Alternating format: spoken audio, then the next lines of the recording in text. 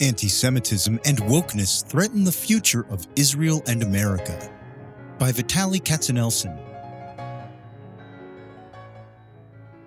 In the introduction to the almanac of my 2023 essays, I wrote that it is my moral responsibility to be an agent of positive change.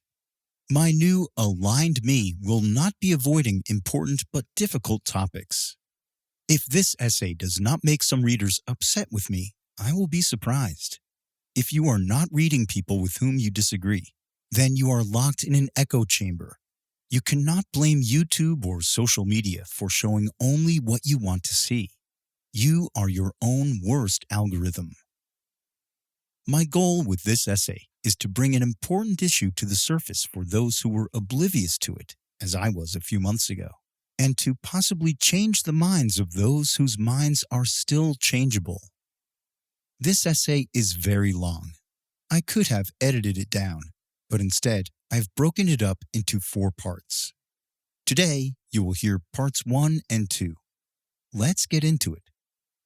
Part 1. A small country with a big story. My relationship with Israel has always been complex.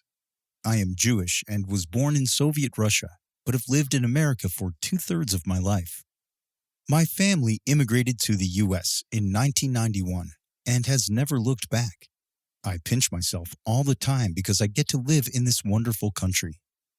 I am an agnostic. Israel is supposed to be my historical homeland, the land of my ancestors, a very academic concept, since I struggle to relate to ancestors more than a few generations back, most of whom came from Belarus or Ukraine. After October 7th, something changed inside of me. But it was not just the horrific events of October 7th alone. It was a combination of the massacre in Israel, which echoed the cruelty of the Nazis, and the demonstrations that took place in the US and Europe, as well as letters signed by Ivy League students, all condemning Israel before it had a chance to fire a single retaliatory shot at Hamas. Antisemitism, which I had gladly forgotten since leaving the Soviet Union, was once again on display. Israel went from being a merely theoretical place of safe harbor for Jews who are unwanted to a very real, tiny island of refuge, as the world continues to repeat its difficult history with the Jewish people. I have never connected the survival of Israel to the well-being of my descendants. However, today, I see this so clearly. If this tiny light of democracy, surrounded by a desert of darkness, goes out, it will not only mean the demise of the Jews there, but also of those around the world. Unfortunately, history is on my side when I say this. 4 of my good friends from Denver recently took time off from work and went to Israel to help. They told me they were shocked by what they saw when they got there. What really amazed them about Israel is how this country, which was so deeply divided over judicial reforms before October 7th, came together and united. This country of 8 million Jews turned into one big family, which is single-mindedly focused on winning the war and taking care of each other. On October 8th, tech companies that had opposed the government on the issue of judicial reforms went to the government and said, "We'll do anything we can to help." Within a week, the Israeli government had AI software that could help identify Hamas terrorists. Tech companies created free Airbnbs where people can post, "I have a spare bedroom in Jerusalem for a displaced family that needs an emergency place to live." The Museum of Tolerance Jerusalem, which has been under construction for a long time and had a soft opening a few months ago, has been turned into a logistics center for all incoming aid to Israel. And there is a lot of aid coming from all over the world. Everyone I know, including my friends, who is traveling to Israel, is bringing items from socks to gun holsters in duffel bags for soldiers. The population of Israel has increased by 3% since October 7th, not something you usually see happen in a country at war. In part, that is due to reservists coming home from all over the world. But volunteers like my friends are also going to Israel, taking time off to help their historical homeland. My friends have been making sandwiches for the soldiers, cleaning houses for refugees to move into, and working in the fields collecting potatoes that are rotting because a large part of the population has mobilized. Billboards in Tel Aviv no longer display advertisements, but instead show images of hostages taken by Hamas with a single message: bring them home. The country is calm and determined. People want the hostages to come home, and they want to destroy Hamas. Mika Goodman, an Israeli philosopher, said, Israel is a small country with a big story, big enough to give you meaning and small enough for you to have influence on it. This is why Israelis are so at peace with the awful reality of going to war. When they wake up every morning, they know they can make a difference for their country. They have a purpose. This war in Gaza is not eye for an eye retaliation, but the elimination of a terrorist regime which, if given the chance, will repeat the cruel events of October 7th across the whole of Israel and then go after other infidels, the rest of the non-Islamic world. High, unintended civilian casualties in Gaza are heartbreaking, but I keep asking myself, what choice does Israel have? Hamas continues to launch rockets into Israel daily and has been doing so for years. Show me a developed country on this planet that would tolerate that. Hamas just massacred 1,200 Israelis. The group's leaders are not shy about repeating that October 7th is just the beginning. What would the U.S. do to protect its citizens if it were attacked? We have an answer for that. Just look at what we did after 9/11. What would France do? We have an answer for that, too. In 2015, ISIL terrorists killed 130 French citizens. France bombed Syria for months.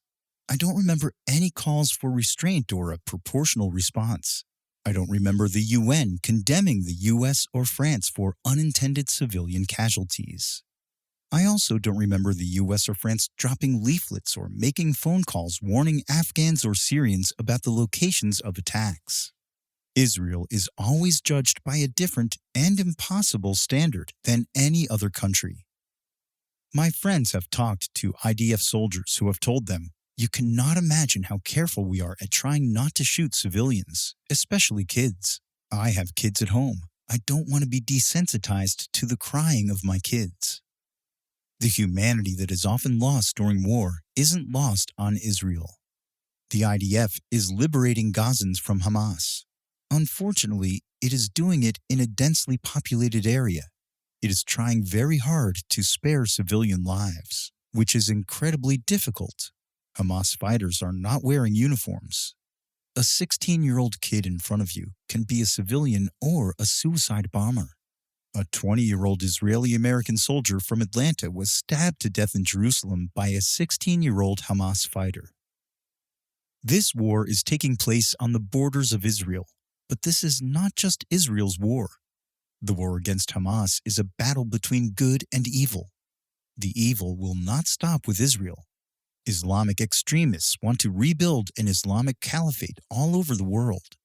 The Middle East, Europe, and the U.S. are next. We are the infidels.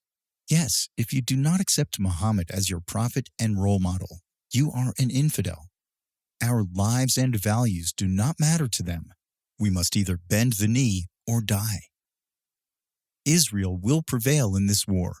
Israeli Jews have nowhere to go. But I realize that for my historical homeland to survive, the U.S., which welcomed me with open arms and has been my home for 32 years, needs to prosper as well. I'll discuss that next. Part 2. Wokeness is destroying America, one student at a time. The topic I'm about to discuss may have political overtones. You may decide to pigeonhole me as a member of a political tribe. Please don't. I do not belong to a political party. I am registered as an independent and have voted for candidates belonging to 3 different parties in the last 6 presidential elections. If liberty means anything at all, it means the right to tell people what they do not want to hear. George Orwell. I love the United States. and want it to be strong and prosperous. I am embarrassed by the fact that it took a catastrophe in Israel to wake me up to the realization that American universities have become epicenters of wokeness and green shoots of socialism that are gradually destroying our awesome country. I know what you might be thinking. Wokeness is the enemy? Really? Next, he'll be picking on Winnie the Pooh. I don't blame you. I looked up the definition of wokeness: the quality of being alert to and concerned about social injustice and discrimination. Sounds fair and innocent enough, right? Marvel should create a superhero, Woke Man, fixing injustice 24/7, always stays woke. I am not a political science scholar, but I have an inkling how wokeness started. It was an aftershock of the equal rights movements that tried to fix the side effects of our society's ugly past and bring equality to everyone. It came from a good, kind place in people's hearts. However, I am a student of economics and have learned that ideas should not be judged solely on their intent, but also on their outcomes. We are often preoccupied with the intent and ignore second-order effects, the unintended consequences that often make things a lot worse. This is exactly what has happened to wokeness. Sometime, while we got up to get the popcorn, the Wokeness movie went from being a Marvel superhero flick to an Orwellian dystopian animal farm nightmare. All animals are equal, but some animals are more equal than others. Although the idea of elevating minorities may sound great on the surface, the U.S. took a wrong turn and started turning into a country where the majority is often penalized for not being a minority. Which brings me to the college HQ of wokeness, DEI. I am embarrassed to admit I did not know DEI existed before October 7th. If you think these 3 letters stand for some cool government agency, no, they are way cooler than that. They stand for diversity, equity, and inclusion. How can anyone be against these 3 awesome words? To my great surprise, DEI has turned into antisemitism on college campuses. Billionaire investor Bill Ackman explains DEI's role very well in this essay. Under DEI, one's degree of oppression is determined based upon where one resides on a so-called intersectional pyramid of oppression, where whites, Jews, and Asians are deemed oppressors, and a subset of people of color, LGBTQ people, and/or women are deemed to be oppressed. Under this ideology, one is either an anti-racist or a racist. Ackman, a Harvard University grad and major donor, goes on to say, there is no such thing as being not racist. Under DEI's ideology, any policy, program, educational system, economic system, grading system, admission policy that leads to unequal outcomes among people of different skin colors is deemed racist. As a result, according to DEI, capitalism is racist, advanced placement exams are racist, IQ tests are racist, corporations are racist, or in other words, any merit-based program, system, or organization which has or generates outcomes for different races that are at variance with the proportion these different races represent in the population at large is by definition racist under DEI's ideology. As a result, on some campuses, the DEI objective became what Tabia Lee, a former equity director at De Anza College in California, to decenter whiteness, and thus it allowed anti-Semitism to spread. If you fall under DEI protection, you become part of a superclass that plays by its own rules. Since Jews are not classified as a minority, they have now been put into the category of oppressors. Yet, Jews are indeed a minority. There are only 15.7 million of us in the world. That's right, in the whole world. More than half of our population perished in the Holocaust, an event whose occurrence is now up for dispute not just in Iran, but among the TikTok-educated younger generation here at home. According to an Economist survey, 20% of 18 to 29-year-olds think the Holocaust is a myth. Growing up as a Jew, an underclass in the Soviet Union, I never wanted special treatment for being a minority. I just wanted society to be blind to the line in my passport that said Jewish. I don't want my kids to be added to the DEI superclass. So, if you are attending an American college and are not classified as an oppressed minority under the protection of the woke, you will be treated by a different set of rules. As we have learned from the presidents of Ivy League schools, cries for your genocidal extermination will require context and the actual death of Jewish students before college administrators will act, all while you can be expelled from a university for using the wrong pronoun. A lot of this starts in colleges, but it does not and will not stop at colleges. Colleges are the factories of our future. They are the production lines of future workers and thinkers. People cannot control their gender, the color of their skin, their ethnicity, or their sexual preference. This sort of discrimination was our sin from the past. People should not be punished for these traits. Others should not be favored for them. This is the reverse punishment of others, the current sin of woke. I am going to say what everyone knows but doesn't want to admit. There are differences between groups of people. Blacks dominate the NBA. They account for 73% of all players. Whites are only 17%. Something similar but less extreme is happening in the NFL. Meanwhile, Asians account for only 0.4% of NBA players. They are clearly underrepresented.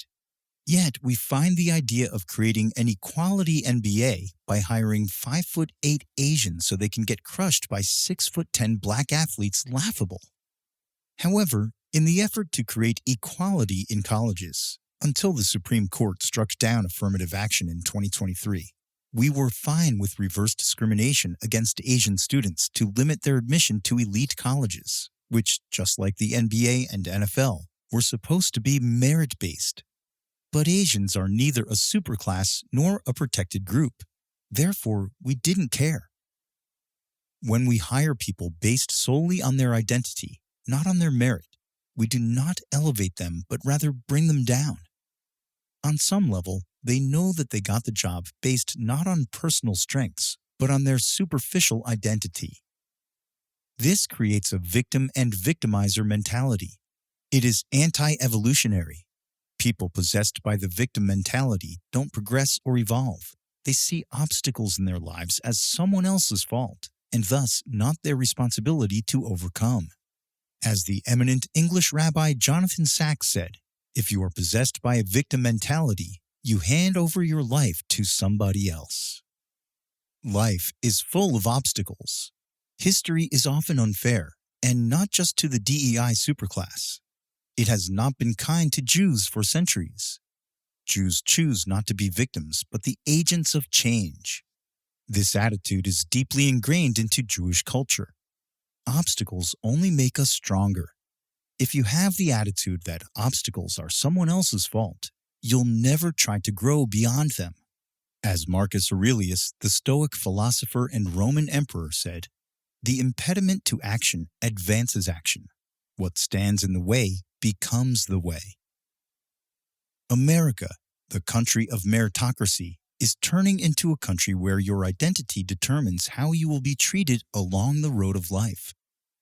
A person, be it a Supreme Court justice, a college administrator, or an employee at the local DMV, should get a job not because of their identity, but because of their accomplishments and their character. As a society, we must accept a hard truth.